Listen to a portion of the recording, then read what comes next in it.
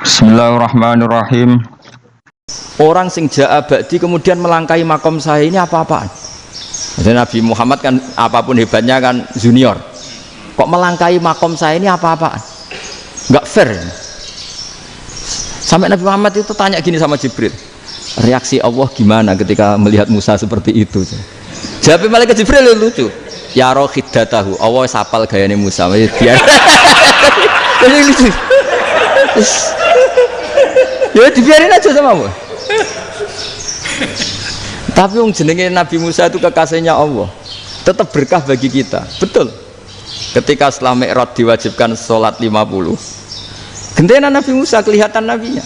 Sebenarnya Nabi Musa itu sebetulnya loh, gak nguntungkan kita sebetulnya. Tapi yang nguntungkan, sebenarnya ndak niat nguntungkan kita, tapi nguntungkan. Nabi Ibrahim kan di langit ke-6, keren lah. Konti jong ketemu Allah ngeten-ngeten kan sholat seket. Karena Nabi Ibrahim terkenal Nabi baik, ndak bantah. Bareng Nabi Musa, kenapa diceluk pangeran? Kula kan sholat ping 50. Inna ummataka la tutiku dalik. Wah, gak kuat umatmu. Serai-rai gak umatmu ora ngarah kuat 50 rokaat. Tapi sebenarnya Nabi Musa itu niatnya bukan membela kita. Fa inna ummati la umatku sing gagah-gagah ra iso meneh umatmu. Berarti sebetulnya ya itu masih pakai gengsinya gitu. Wes ngono-ngono lah sementing kita untung. Sebetulnya dia itu gak terima. Wong umat saya aja yang lebih kuat. Gak kuat apalagi umatmu. Dan terus sebutin irji ila rabbika fas'alhu takhfif. Itu berarti Allah dengan madzahirul jamal. Sudahlah, datang ke Allah minta keringanan. Allah itu baik. Minta, ambek Allah itu ringanan mau 5 tok. Jadi cek 45. Balik Nabi Musa, piro 45, cek ra kuat umat. Wong umatku ora kuat. Jadi sebenarnya dia bilang umatku ora kuat. Lho cara Nabi Muhammad model wong Malang, yo beda umatku mbek umatmu. Ribet kan? Beda. Lho Nabi Muhammad kan enggak seperti itu kan? Enggak punya akhlak Malang kan? Akhlak. Maksudnya akhlaknya mujur itu, enggak akhlak yang baik gitu. Ya, akhlak yang mujur bukan yang Malang gitu. Mano, atau diambungkan Nabi Muhammad. Tanya Saudawa malah orang-orang diambung. Kalau Saudawa itu kan wis tuwa itu. Lucunya istrinya jawab.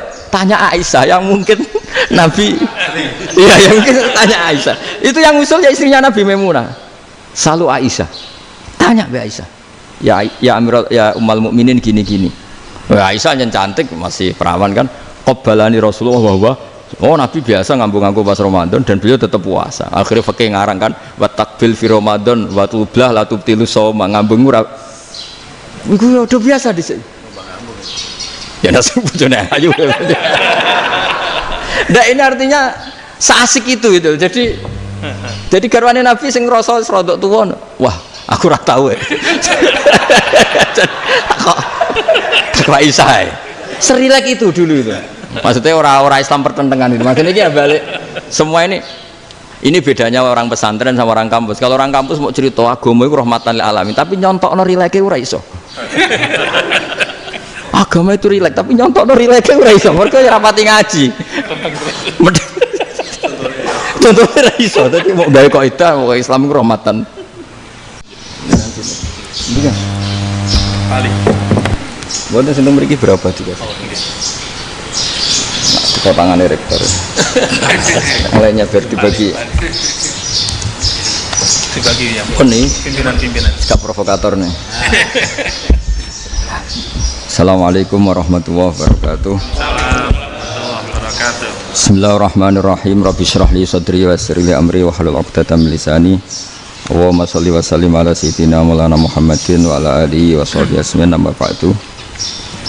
Ini yang saya hormati pertama, pengatur saya ini Profesor Dr. Haji Maskuri, yang cara ngomong tidak kayak profesor tapi kayak jurkam.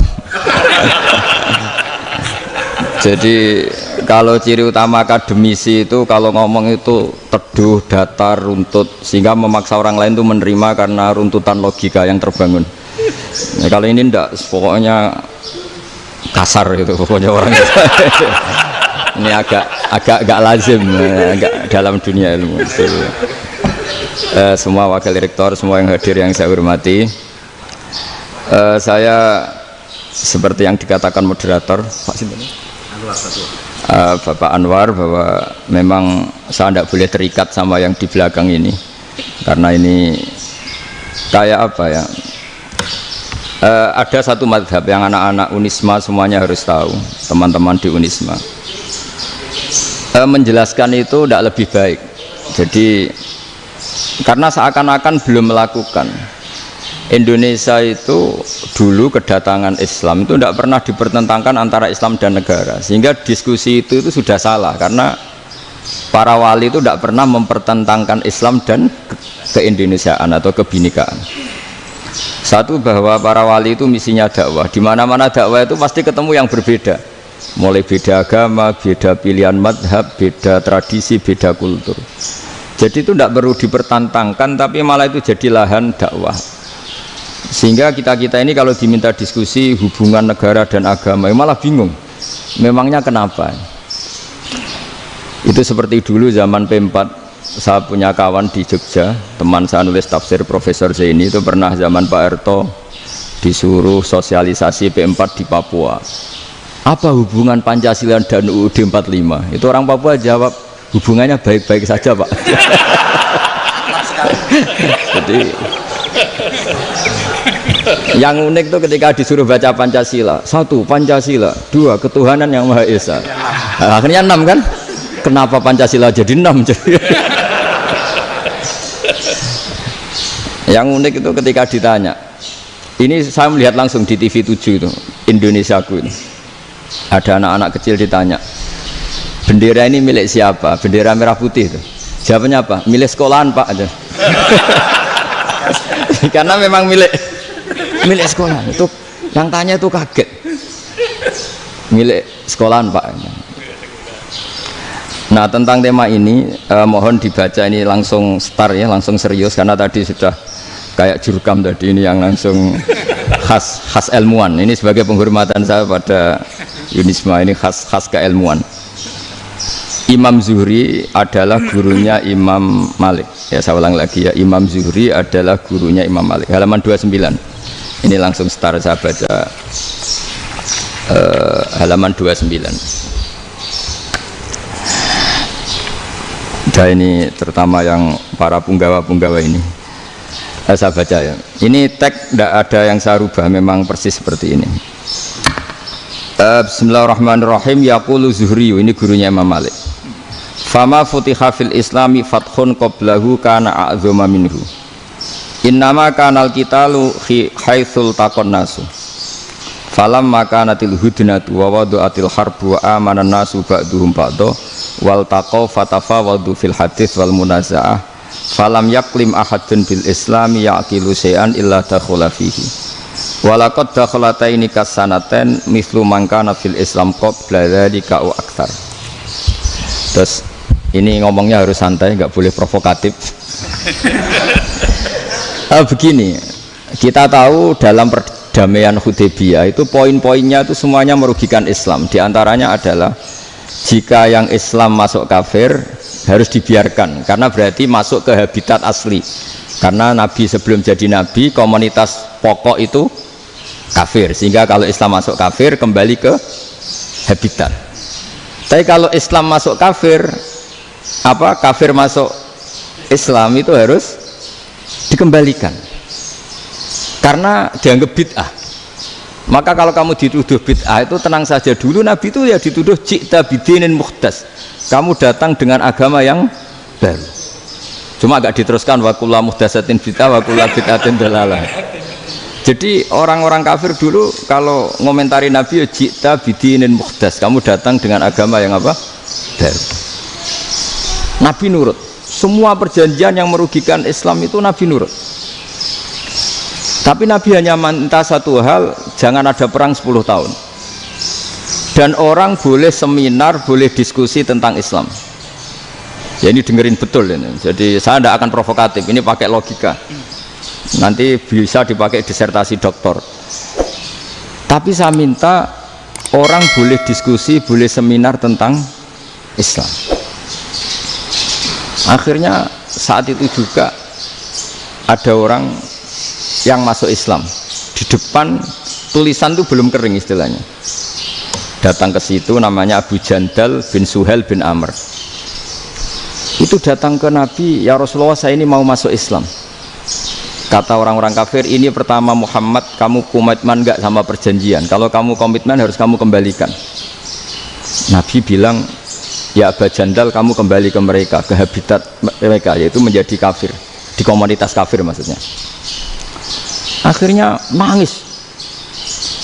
Umar, Sayyidina Umar itu mendekati Abu Jandal, kemudian memberi isyarat supaya ngambil pedangnya.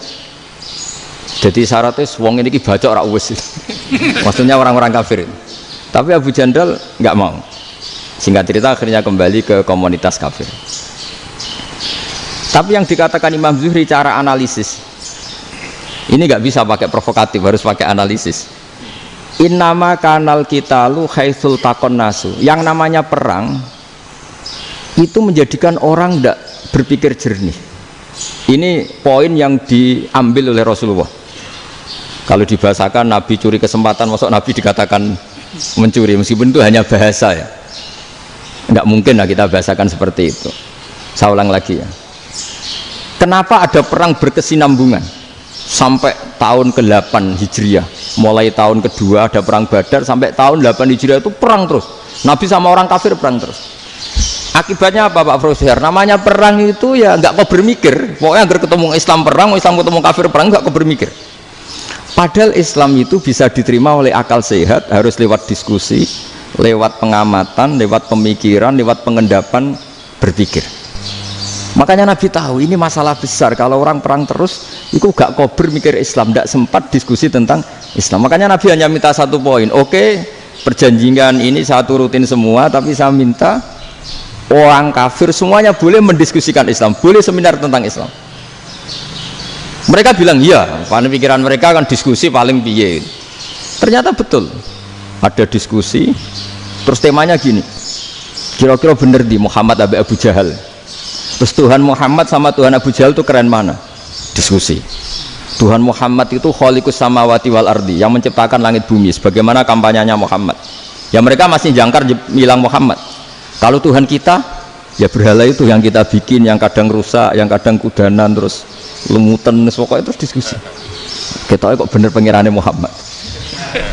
Terus Muhammad Abu Jahal. Mulai dhisik Muhammad itu ratau bodoh nih. Mulai dulu Muhammad tuh gak pernah bohong. Abu Jahal, waduh, wis bodoh nih ngongkonan. wis ribet kan? Dan semua diskusi itu mengarah ke kebenaran Islam. Akhirnya ngomong kafir sing tokoh-tokoh yo cara Jawa yo. Wah, semane jebule masalah ini kan. Artinya gini, kalau kita ingin Indonesia damai, sebenarnya yang untung itu Islam. Karena Tuhan yang menciptakan langit dan bumi tentu gak akan diperbandingkan atau akan dikalahkan oleh Tuhan yang lahirnya saja sudah di bumi. Misalnya kita menjual Tuhan Allah, siapa itu yang menciptakan langit bumi, yang ada sebelum langit bumi, bandingkan dengan Tuhan yang lahirnya di bumi, ada tanggal lahirnya, ada aktenya, itu kan sudah ribet kan. Begitu juga kalau memperbandingkan tokoh, Muhammad itu siapa? Tokoh yang bisa menyatukan pan Arabik, tokoh yang begini-begini, yang sayang istri, sayang keluarga, dibandingkan dengan tokoh Abu Jahal, Abu Lahab yang corong jauh penggaweannya yang ngerugikan orang lain. Akhirnya orang itu mulai tertarik sama Islam. Makanya kata Az-Zuhri pakai bahasa dulu, falam yaklim ahadun bil Islam. Tapi kalau sekarang yang populer itu bahasa yatakallam. Sebenarnya yang benar itu bahasa kalimah yaklimu kalaman, karena masdarnya itu kalam, berarti sulasi nopo mujarrad. Tapi di fi'ilnya itu mujarradnya enggak kelaku. Jadi di fi'ilnya takallama ya takallamu, tapi untuk masdarnya yang kelaku kalaman. Jadi ini agak unik, agak enggak lazim. Sebenarnya kan takallama ya takallamu takalluman, tapi di masdarnya kalam populer, tapi di fi'ilnya tidak populer. Saya teruskan ya. Ini penting sekali. Jadi menjual Islam, kalau boleh dibahasakan menjual, itu tetap enak dalam kondisi damai. Karena kalau kita perang, itu bawaannya kalau ketemu ya perang. Kalau ketemu perang, sehingga orang itu rakober diskusi dulu. Saat bener Islam sampai kafir itu bener di. Karena tidak kober diskusi, tidak sempat diskusi, orang yang milih yang kafir. Karena yang mayoritas yang kuat. Sementara Islam zaman itu lemah. Ya Nabi itu yang diminta hudnah, yang penting kita damai. Terus orang boleh mendiskusikan benar mana kita dan mereka. Ya setelah diskusi ya tadi kan nggak mungkin Allah yang begitu keren hebat pencipta langit bumi dibandingkan berhala yang mengurus dirinya sendiri saja tidak bisa. Walhasil terus orang mulai tertarik sama Islam dan aturannya nggak boleh dilarang diskusi itu. Nah makanya saya pernah ditanya beberapa profesor di Jogja, Gus suatu saat kalau kampus paling keren di Jogja ini ada Islamic Studies kemudian pengajarnya dari berbagai agama, ini riskan nggak bagi Islam? Saya jawab asal yang didiskusikan Islam itu nggak masalah, yang repot itu nak umat Islam. Karena kalau umat Islam yang jadi percontohan, banyak raja yang dolim, banyak pemimpin muslim yang dolim, terus identik dengan Islam itu jadi dolim kan ribet. Ya kalau pas umat Islam, kalau Islam yang kumat kan jadi masalah kan. Nah ini kan terus jadi beda umat Islam sama Islam yang lagi apa? Kumat. Singkat cerita terus Islam mendapat posisi yang luar biasa. Nah makanya di sini diistilahkan falam makanatil hudnah, ketika ada perdamaian wa amanan nasu ba'dum ba'do, orang merasa aman, itu fatafawadu fil hadis wal munazaah, mereka berdebat. Munazaah itu berdebat, keren mana konsep Muhammad dengan konsep Abu Jahal, keren mana konsep Tuhannya Muhammad dengan Tuhan kita, terus diskusi dan mereka akhirnya ikrar, wah yang benar ya Muhammad lah. Di mana-mana Tuhan tuh ya sebelum langit dan bumi, di mana-mana Tuhan ya punya reputasi menciptakan, masa Tuhan reputasinya diciptakan kayak berhala dan sebagainya. Ibadah juga gitu, ibadah wong kafir itu kalau tawaf itu telanjang, ibadah Muhammad santun pakai pakaian, terus akhirnya mereka mulai tertarik Islam. Sehingga saya lihat di beberapa tafsir, saya memang tidak akan ngomong yang tidak serius, ngergani Unisba ben sawangane pemikir serius. Di Quran itu sampai lihat di tafsir Tobari itu ada ayat bal naqzifu bil haqqi 'alal batil fayadmaghuhu fa idza huwa zahid. Qadzafa itu kalau di kamus tak lihat itu takallama bila dalilin. Qadzafa itu yes pokoknya sekenanya. Artinya gini, kebenaran Islam atau kebenaran hak itu kamu taruh sekenanya saja itu tetap menang. Apalagi kamu taruh secara teratur, kamu taruh sekenanya saja itu tetap menang. Sehingga di sini banyak sahabat yang hidup di Cina. Sekarang juga banyak orang alim yang milih hidup di Amerika, banyak orang alim yang milih hidup di Inggris. Dan mereka pede, percaya diri karena kebenaran itu kamu letakkan di mana saja itu tetap akan menang, akan menemukan momentum kemenangannya. Misalnya gini, contoh paling gampang. Dulu para peneliti, saya ulang lagi, dulu para peneliti itu ya datang kemana-mana, termasuk Ibnu Battuta, termasuk Ibnu Khaldun, ya semua peneliti itu suka neliti. Setelah diteliti, Quran itu satu-satunya kitab suci yang membicarakan sains, misalnya tentang falak, tentang astronomi, tentang asal-usul kejadian manusia, kejadian makhluk, juga bicara tentang geografi, geologis, semuanya. Sementara kitab lain hanya cerita tentang mawaid wal hikam wal ibar. Jadi diteliti kayak apa, pada akhirnya hak ini yang menang. Bal naqdhifu bil haqqi 'alal batil fayadmaghu fa idza huwa zahid. Saya berkali-kali cerita, ada ulama yang ahli matematika. Ketika ditanya kenapa kamu suka ngajar matematika, sampai muridnya itu ragu, ini guruku mlebu swarga ta ora, penggaweane mulang matematika. Tapi para muridnya bermimpi bahwa Imam Amudi itu disuruh ngajar para malaikat. Dan itu pede betul dia.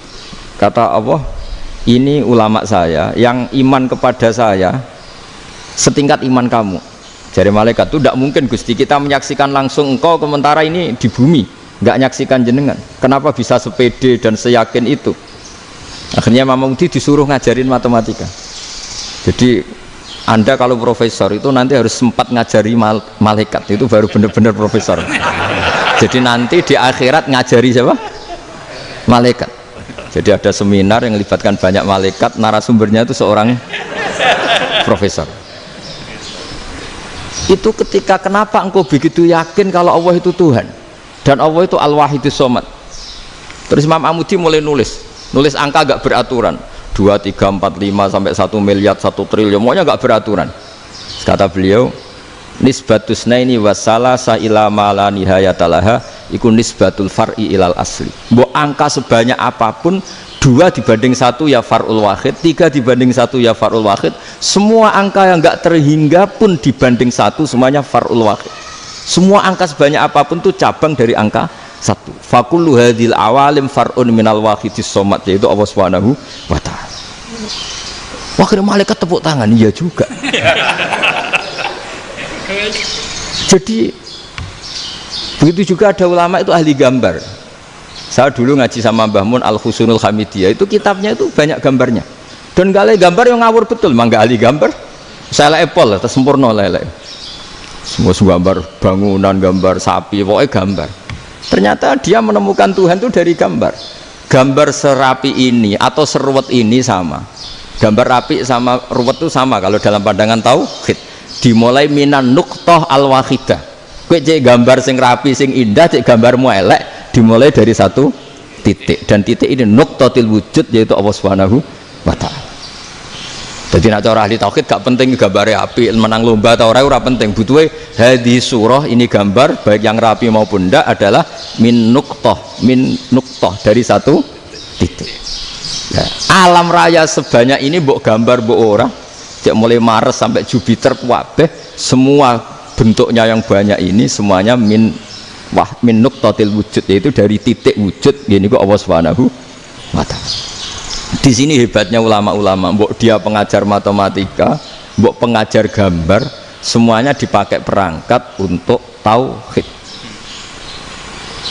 Nah, itu kan juga bagian dari Islam damai, Islam yang sangat tidak perlu perang untuk orang dipaksa Islam. Nggak perlu provokatif kayak tadi pidatonya rektor jenengan tadi. Jadi ciri utama ilmuwan tuh kalau ngomong datar tapi logikanya nggak terbantahkan, itu ciri khas ilmuwan. Kalau ciri khas politikus kalau ngomong itu keras, provokatif lah kira-kira gitu. Tapi isinya biasa. Nah, saya berharap nanti semua profesor doktor itu datar tapi isinya kualitasnya bagus ini. Mentes. Jadi makanya terus kata ulama, kenapa diistilahkan balnat zifu bil haqqi? Kenapa pakai qadzafa, sementara qadzafa maknanya takallama bila dalil? Maksudnya bila dalil di sini itu min ghairi ikhtiyajin ila dalilin. Kebenaran itu memang nggak butuh dalil. Apa kita perlu dalilnya apa? Buktinya apa? Kalau 3 itu cabang dari 1. Wong gendeng yang takut gitu pas orang gendeng. Wong 3 cabang dari 1 kok ditanyakan buktinya apa? Itu min awalil bidah. Pertama orang pasti tahu kalau 3 itu far'ul wahid, 1 juta juga far'ul wahid, 1 miliar juga far'ul. Gambar yang sebanyak apapun ya dimulai dari 1 titik, cek gambar bener maupun yang tidak. Akhirnya apa? Ulama dulu itu sebegitu rileks nerangkan tauhid. Lalu kenapa asma ini yang ya ini kan khas NU ya, khas pesantren. Sebenarnya saya keberatan pakai istilah khas NU, pakai khas pesantren, karena NU itu anaknya pesantren, jangan dibalik pesantren anaknya NU, karena sebelum ada NU itu ada pesantren. Tapi kayaknya Unisma lebih suka pakai bahasa NU, dan saya ya agak-agak orderan yang terpaksa disuruh ngomong. Ini agak apa ya, agak kacau sebetulnya, ini agak kacau. Jadi NU itu sama pesantren itu tua pesantren. Jadi NU dilahirkan pesantren, bukan dibalik pesantren dilahirkan NU. Sehingga barokahnya didirikan pesantren ini, kadang nyuwun sewu sekali Mbah Hasyim itu kadang ide besar beliau itu ora dituruti wong NU. Jadi Mbah Hasyim cara kula kok dadi Mbah Hasyim ya mangkel. Mbah Hasyim itu ngarangno kentong, nggih ngaramno beduk, tapi wong NU nganggo kentong beduk. Dan uniknya Mbah Hasyim nggak tersinggung, karena ciri khas pesantren itu membolehkan perbedaan apa? Pendapat. Itu masyhur khilafnya Mbah Hasyim sama Mbah Fakih Mas Gumambang itu sampai dikitabkan, saling ngeritik, saling macam-macam lah. Jadi cara berpikir Mbah Hasyim ketika Nabi rembukan, ini gimana ya cara menentukan waktu sholat ya? Ya pakai kentong ya Rasulullah, zakalin nasoro itu untuk orang Nasrani. Ya pakai buk itu trompet, zakalil Yahud itu untuk orang Yahudi. Terus ada yang lagi pakai api ya Rasulullah, zakalil Majusi itu orang Majusi. Setelah itu ada orang datang lari-lari cerita mimpi azan tadi. Ya itu terus dipakai sarana pemanggilan sholat ya azan itu. Sehingga Mbah Hasyim menolak kentong. Karena mantas sababi qaumin fahuwa minhu. Beliau keras sekali sampai bilang haram. Beliau judulnya ya haram. Al-Jasus Antakhrimin Nakus. Setelah naskah itu sampai ke Mbah Fakih Mas Kumambang di Gresik situ, di daerah Dukun situ. Dulu nggak ada WA ya, jadi sampainya ya lama. Makanya saya sampai sekarang nggak punya WA karena ya saya ulama kan, kalau WA-an terus ya jadi ulama. Nggak jadi ulama main WA-an terus itu. Nah itu termasuk rektor nggak kau bermikir itu mesti kebanyakan WA. Karena kan otaknya didikte oleh sesuatu yang masuk. Sesuatu yang dilihat itu kan pasti mendikte kita. Beda kalau yang nggak WA-an kan mikir apa kita yang menentukan. Kalau WA-an kan kita ditentukan. Mau mikir anaknya butuh apa gara-gara WA informasi Jakarta mikir Jakarta. Padahal secara kewajiban ngapain kamu orang Malang mikir Jakarta. Gara-gara WA mikir Jakarta belum selesai ada berita di Sulawesi, mikir Sulawesi. Habis itu mikir NTT. Makanya semua orang sekarang merasa tokoh nasional gara-gara informasi yang masuk itu nasional. Jadi Mas Yo RT yang mikir gimana Gus Indonesia. Padahal RT sampai lupa kalau dia itu RT. Jadi semua orang sekarang merasa tokoh nasional. Nah, itu gara-gara apa coba? Akhirnya semua orang juga punya ide tentang nasional. Harusnya negara itu gini-gini. Jebule wonge sing duwe ikon itu sapa? RT. Ribet kan? Saya teruskan. Setelah naskah itu sampai ke Kiai Fakih Mas Kumambang. Beliau itu marah besar. Ini harus dilawan dan saya bukan karena benci Mbah Hasyim. Beliau teman saya ketika ngaji Kiai Mahfud di Mekah. Jadi Mbah Fakih dan Kiai Hasyim itu teman ketika ngaji di Mekah. Secara ngelawan tuh lucu, gak ilmiah tapi gak ilmiah wong alim tetap ilmiah. Di mana-mana serupa itu tidak sama. Ya kalau mungkin zaman Nabi di Madinah itu zaman itu kentong itu identik dengan milik Nasrani. Di Indonesia beda.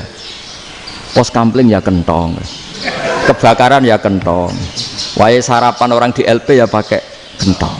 Jadi tidak ada jaminan kalau kentongan itu identik dengan Nasrani. Lalu haramnya di mana? Yang di mana-mana tasabuh itu identik. Ini tidak identik. Mulai masalah kan? Mulai masalah. Jadi beliau gaya judul Hazruus. Hazruus itu kepala bergeleng-geleng. Sekarangan kok ngene jadi sekarangan kok provokatif gitu gitu. Nah, dan itu Mbah Hasyim ya hormat Mbah Fakih hormat Mbah Hasyim. Saya sendiri secara pribadi itu lebih suka pendapat Mbah Hasyim sebetulnya. Karena bagi saya sholat itu sakral. Ya sudahlah kalau sakral ya dipanggil dengan sesuatu yang sakral yaitu kalimat thayyibah adzan. Tapi saya tidak akan bilang kalau kentongan itu haram. Karena kalau haram alasannya mirip orang Nasrani. Sementara pos kampling ya pakai kentong, ada banjir ya kentong, ada kebakaran ya kentong. Jadi tidak identik untuk misa atau untuk sholat ala Nasrani.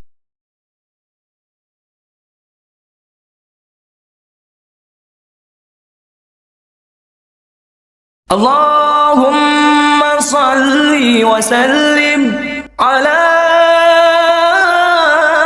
Sayyidina Muhammadin wa ala ali Sayyidina